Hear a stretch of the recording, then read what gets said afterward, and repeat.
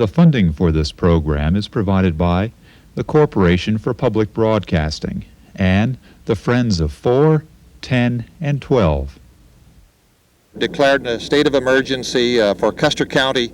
The severity of the damage over there is extensive. We've lost 2 children who were killed on the main street of Challis. A major earthquake rocks the Pacific Northwest and causes serious damage and at least 2 deaths in Challis.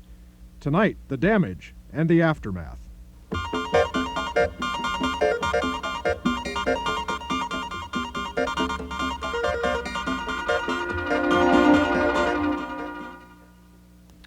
Good evening. A major earthquake measuring 6.9 on the open-ended Richter scale rocked through Idaho and 6 other western states early this morning.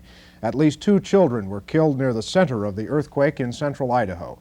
The tremor is the strongest reported in the western United States since a 7.25 quake was recorded near Yellowstone Park in 1959. Seismologists today placed the epicenter of the earthquake near the tiny Idaho community of Challis in mountainous Custer County. The 2 deaths, a 6-year-old boy and a 7-year-old girl, occurred in Challis, Idaho. They were buried by a falling building as they walked to school this morning. Other serious property damage was reported in Mackay. For a time today, state highways in the area were closed, but state officials say tonight both Highway 93 and State Highway 75 are open, although traffic from Mackay to Challis on Highway 93 is reportedly 1 lane only. We'll go step by step through the details of this intriguing story tonight, including talking later with state disaster service officials and with a geophysicist who surveyed the quake site in central Idaho today. But we begin tonight with our reporter who spent most of the day on the scene, Paula Whistle. Epicenter of the quake at Chili Butte, an unpopulated area near Idaho's highest peak, Mount Bora. Since the 6.9 quake, hot water from underground springs has been pouring out of the earth. Some area grazing land has been flooded as a result, and it has increased the water table at Mackay Reservoir less than 20 miles away. There is also a crack in the road leading to this butte. According to Forest Service officials in Challis, the Mackay Reservoir has been checked and is still structurally sound. However, engineers have been called in to reassess the reservoir situation. The town of Mackay, a town with a population of about 500, suffered the most visible damage. Many of the historic brick and rock downtown buildings of Mackay collapsed this morning. Some cars were damaged, but only 1 person was injured. This afternoon, the rubble of brick and broken glass remained on Main Street. At Mackay High School, library books fell from the shelves as the building shook. It also appeared that the building suffered some severe structural damage. The superintendent of schools was measuring the wall separation in the gymnasium and watching the building shift throughout the day. At about 3 minutes after 8 this morning, we all got the heck scared out of us. I was sitting at my desk, and I've been through, this is my 5th or 6th earthquake. This was by far the worst. Really bad. Well, from what you can see, it's bad. Just about every building in town has sustained quite a bit of damage. It's going to be real hard to put a dollar amount on it. It's extensively a lot of damage structurally to every building here. How are the people here taking that? Well, so far everybody seems to be pretty stable. It's hard to say. How can you? It's one of those deals where it's probably going to take a little while for it to really catch up with them. I was Tell them about it. Washing dishes, and my china in the cupboard kept hitting me on the back. I wondered what was the matter. Were you scared? Huh? Scared? I didn't know what was happening, so much noise. But I live right where there's trucks, and things, and I thought it was just trucks going by and things, and pretty soon it got too bad. It was bad. Idaho Governor John Evans arrived in Challis around 2:30 this afternoon to assess the situation. He was surrounded by the local and national media that poured into the isolated community throughout the day to cover the quake. Well, obviously we're coming over here to meet with the local government officials to make an assessment of what they need to have provided by state government.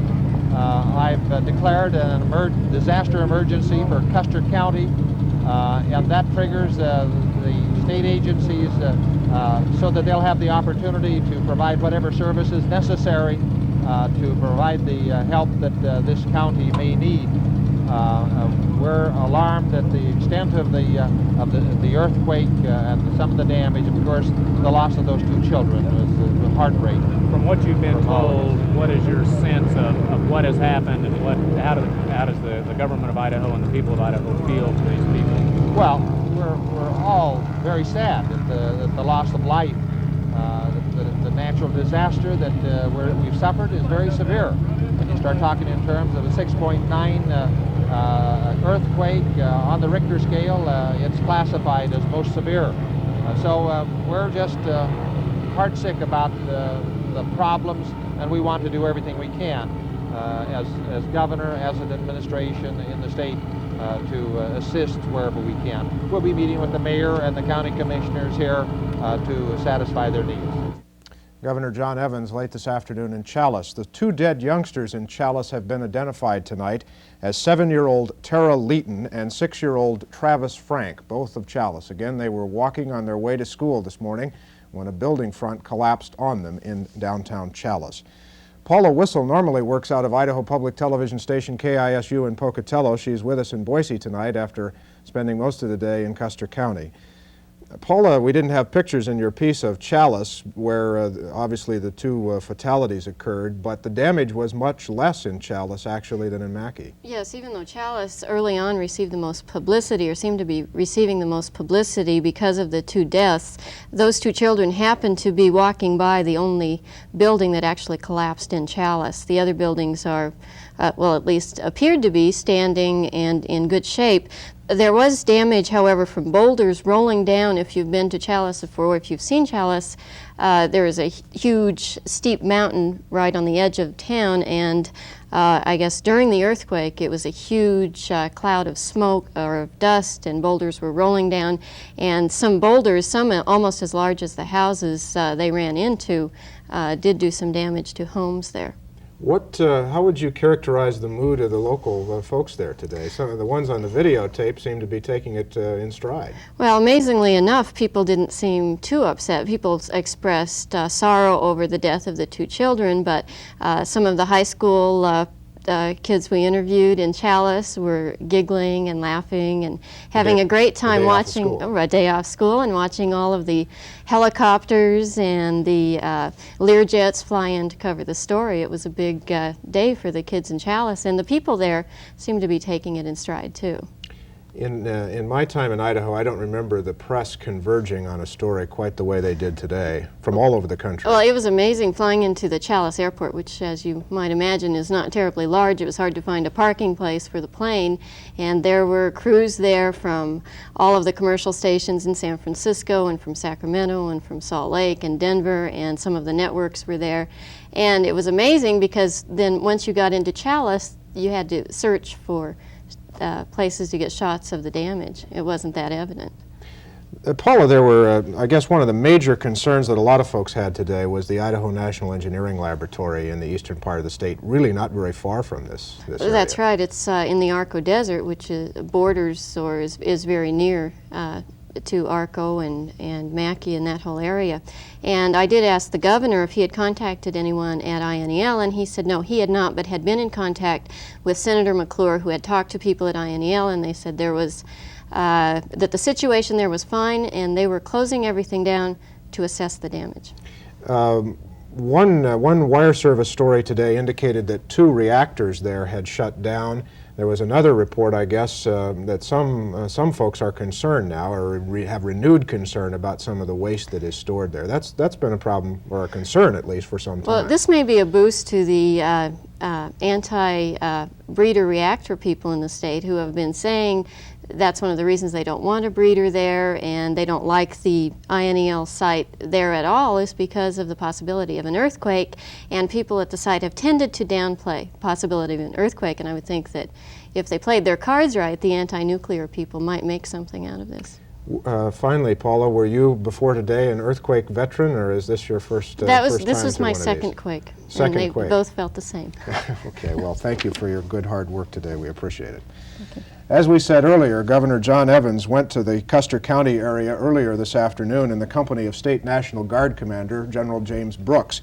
For more on how the state is responding to the situation in Custer County tonight, we go now to Darrell Waller, the Coordinator of Disaster Services for the state of Idaho. Mr. Waller, there have been all sorts of rumors today about other fatalities in Custer County.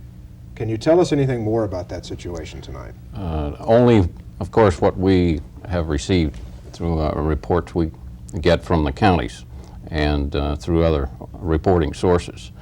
Those are the only two confirmed fatalities that have been reported through and to our office. There were stories again. Let me just kind of run through a checklist of some of the things that people have been talking about today. Some concern about miners in that area because it is a mining area, a big open pit mine and a silver mine there as well. Those people safe as far as you know tonight? As far as we know tonight, all miners are safe.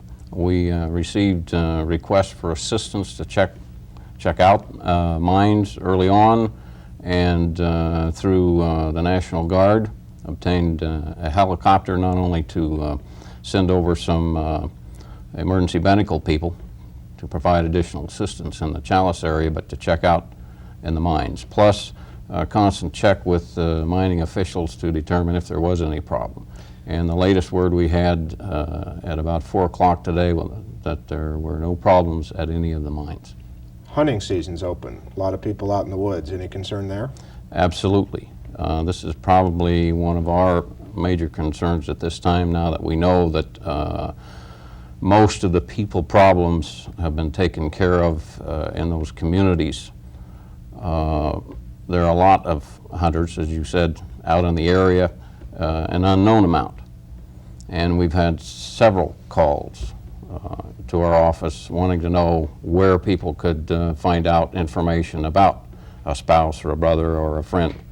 The Red Cross was handling this information.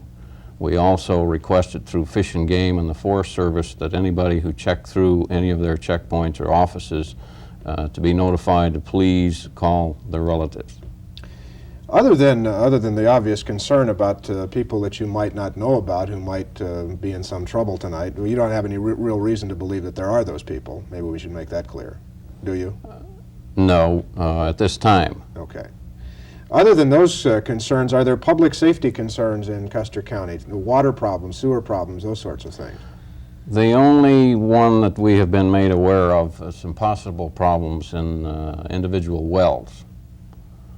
We've had several reports of mud, dirty water in the wells, and in some cases people attempting to flush these out by pumping out several times. In a few cases this was successful, in some cases it wasn't. So on a case-by-case basis, we may have to ask Water Resources and Department of Health and Welfare to provide people to help check these out. Paula mentioned on her report earlier about the dam safety question and the concern about the reservoir there. Is that a concern? Not anymore. It was initially. It always is when there's an earthquake of a magnitude of 4.5 or above. Dams are automatically checked at that time. Anytime a report in Idaho comes about that there is an earthquake of that magnitude in the area. In this case, as Paula mentioned, there was some extra water coming into that, and muddy water, and in fact there was some water building up on the downstream side of the dam, and there was some concern by locals that there was something wrong with the dam. And through Water Resources and the Forest Service personnel at the site, that has been checked out. They have determined that there is no structural damage to that dam at this time. My question earlier about the Idaho National Engineering Laboratory, are you concerned at all about anything in that area? I don't think we are. The information that we received, and we did talk with the INEL today because of rumors, of course, of problems there and that there was a shutdown. The 2 reactors that were reported operating at the time were shut down automatically. This is a built-in emergency system that they have, depending on how much shaking there is around them. And at that time, INEL sent their engineers out there to determine if there was any structural damage or any problems at all. There wasn't, and they were placed back in working order. Does this in some way, Mr. Waller, make the arguments of some people who have always questioned the safety of that facility because of earthquake concern, does it make their concerns more legitimate? It possibly could. I think that's more of a political question than a disaster question that I'm prepared to cover at this time. I will say that based on past experience and of the history of earthquakes in the area, we are not that concerned in the disaster business at this time. Now, the governor, as he mentioned on the videotape, has declared that area a county a disaster area. Does that just allow you to mobilize all the state's resources that you need to expeditiously deal with whatever problems exist there? Yes, yes it does. And of course, as I had mentioned, the National Guard provided the one helicopter. In addition, they provided another helicopter for use for reconnaissance and search and rescue if necessary. And of course, General Brooks was with the governor to determine and assess if there were any other requirements for Guard assistance. There have not been any requests for that from local governments, and no additional requirements at this time. So you don't see a need to mobilize additional guardsmen or something like that at this point? No. Okay. Finally, let me ask you, Mr. Waller, in light of the severity of this earthquake, are you surprised that there wasn't more damage and perhaps even more fatalities? Yes and no. Yes, I am surprised, mainly because we didn't know where the epicenter was for some time. And no, I'm not surprised because of where it was, in the locality in the region of our state where there's very little population, very few structures. In one sense, I guess some people can count themselves fortunate. The families who lost the two little children certainly cannot, nor can those people who suffered the damages to their homes and businesses. But if that quake epicenter had been much nearer this large city or any of our larger cities in this state, we would have had some major problems. We'll come back, sir. Thank you. To tell us more about what actually happened today, we go to a geophysicist now, Paul Donaldson, a professor of geophysics at Boise State University. He's been a long-time earthquake watcher. Mr. Donaldson was in Custer County today, so he has a first-hand view tonight of the earthquake damage there. What about that last point that Mr. Waller just made about had this been located somewhere else in a population area that we would have had perhaps a real major disaster on our hands? Well, there's no doubt if that earthquake had occurred near Boise, for example, that there would have been major damage to the large buildings in downtown Boise and probably lots of injuries, if not loss of life. Is it unusual, Mr. Donaldson, that this earthquake seemed to cover such an area? 7 western states into Canada, felt apparently as far away as Sacramento, California. Yes, that's merely a function of the size of the earthquake. When you release that much energy in the ground, it will be felt that far. Now, to compare to one earthquake that you mentioned before, the 1959 Hebgen Lake event, it was just slightly bigger, but it was much farther away and was felt in Boise, as I understand. I see. There have been some aftershocks today, maybe more than even I felt here. Can we expect that for a while? Yes, aftershocks could continue for as much as several years. They will certainly last for days and weeks, probably months, and very possibly years. Do you have, knowing what you saw there today, any concerns about public safety, dam safety, the INEL situation? Okay, I went over specifically to look at the geological impact, so I looked for the escarpment where the ground had broken. We did find that. The actual ground breakage was away from even the town of Mackay. For every place that we could trace it out, it did not approach any populated areas, any major structures. So, but you actually found the area where the ground had broke, broken, yes. Where the fault really occurred. Yes, that's what we went to look for. I see. What are you interested in that for? Well, we wanted to know precisely where that had occurred because we have a team of people on their way up there now to do some mapping of those features and also to set out some instruments to monitor even the very small aftershock tremors to more precisely define exactly what length of that fault system was involved in this and will continue to be involved in aftershock activity. In light of this earthquake today and its intensity, are we taking this earthquake danger in Idaho seriously enough? We certainly haven't in the past.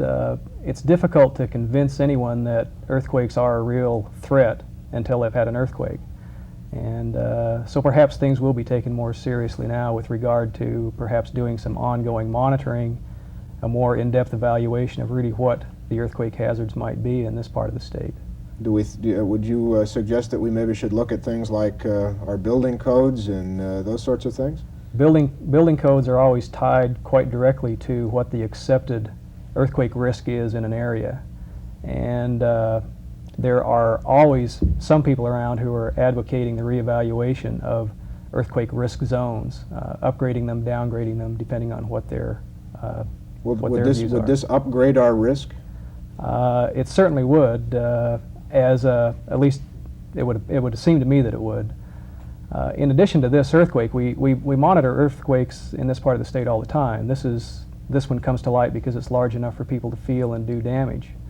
But we monitor literally hundreds of earthquakes every year in this part of the state on a small scale earthquakes. But I believe you make the point that there's not very much sophisticated monitoring going on. No, we've been operating for the past 2 years a 3-station seismic net here in Boise, primarily designed just to monitor the Boise and surrounding areas. We can locate earthquake events as far away as the Stanley Basin and up near Mackay. That's been about the limit of our ability to locate epicenters with the network of stations that we have. What can you learn from this finally, Mr. Donaldson? Well, from a geological point of view, one of the things we're always interested in is what are tectonic patterns that might be developing in an area. What might we say about tectonic? Okay, how the structure of the Earth is changing, how the Earth is moving and changing its configuration and so on. This type of information is vital to interpreting what is going on in the Earth's crust that is changing the Earth's structure then. So you presumably would be able to learn quite a bit from what happened today. Yes, this will be an important event for us. Well, Mr. Donaldson, we thank you very much for joining us tonight. In major population areas of Idaho today, there were few reports of any serious damage and not any reports really of any serious injuries. There was a good deal of concern, however, in nearly every city in Idaho as people were arriving at work this morning. In Boise, most state and federal office buildings were evacuated this morning for a short time after the tremor.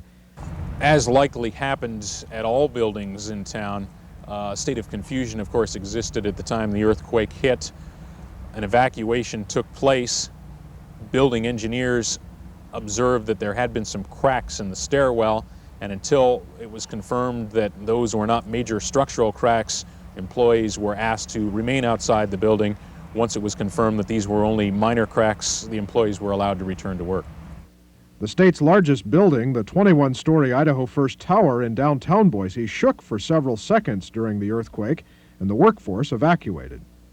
We did receive probably a 6 to 8 inch sway up on the upper floors. The building emptied out. Unfortunately, the majority of the people emptied out right where we're standing here, which is of far greater hazard than just staying right where they would, with the glass popping out being the only real probability of damage. We did receive some superficial damage within the building, some sheetrock cracking, but sheetrock being a rigid material, that's to be expected. Haven't heard any reports of file cabinets falling down. We had a couple ladies pass out, but that was just their systems overloaded more than anything else, but there was nothing of any consequence. There is always worry in earthquake situations about dam safety. The Federal Bureau of Reclamation's Boise office says it has inspected 30 dams within a 400-mile radius of the epicenter. That includes this dam, Arrow Rock, east of Boise on the Boise River. The BOR says it has no immediate concerns about any of its dams, but that careful monitoring will take place for several days just to be safe. The earthquake today was felt as far north as Canadian provinces. Little damage again was reported in northern Idaho today. And as producer Mark Krein found in Moscow, some folks weren't sure that what they were feeling this morning really was an earthquake. Most of the people in the Moscow area at 7 o'clock this morning when the earthquake hit were just getting out of bed. And not everybody thought it was an earthquake. I thought that either Mount St. Helens had gone off or something had dropped in Seattle or Spokane. What do you mean by something? The bomb. I also thought that the Russians had dropped the bomb on Seattle. I'm not kidding. I really thought that that had happened. Did you think it was kind of odd to come to Idaho and experience an earthquake like this? Yes, hadn't expected it. It was not on the itinerary. On the University of Idaho campus, students in the Theopolis Towers dormitory said the swaying of the 11-story building had them concerned. Since I've been in them before, I was thinking about getting out of the building, but since I'm on the 11th floor, that'd be sort of hard, so I was kind of worried that something happened. On the 10th floor, it swayed very slowly, back and forth like this. Did it seem like it lasted longer? We talked about it afterwards, and we seemed, if we counted, to about 7 seconds. That's how long it lasted. Were you scared? I was sort of frightened. I guess I was wondering if it would start going faster. The only damage reported on campus was at the School of Law. Students were already in the law library area when the tremor shook tiling off the ceiling in the main library area. Tiles were also shaken free in the faculty private reserve reading room, also inside the School of Law library. There were no reports of any injuries from the fallen tiles. Over at Moscow High School, students and faculty were preparing for early morning classes when the tremor was felt. According to the school principal and a building inspector, cracks were sustained in 2 areas, in this computer learning room on the 3rd floor and in classroom 208 on the 2nd floor. The damage was reported as slight.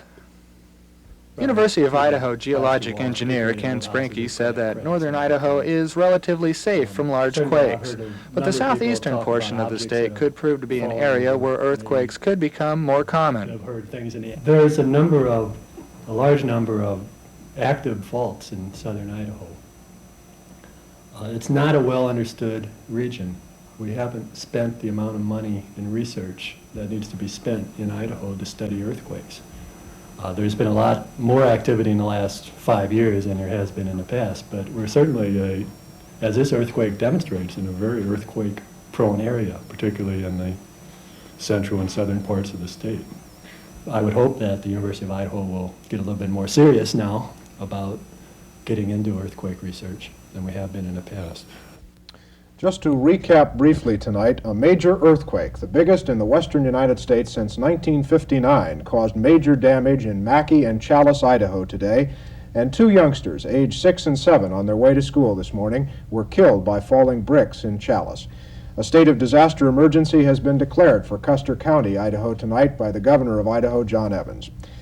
Our special credit for this broadcast tonight goes to 2 photographers, Clayton Rye of KISU in Pocatello and Peter Morrill of KAID in Boise, who did yeoman work today. That's our time tonight. We'll be back on Monday. I'm Mark Johnson. Good night.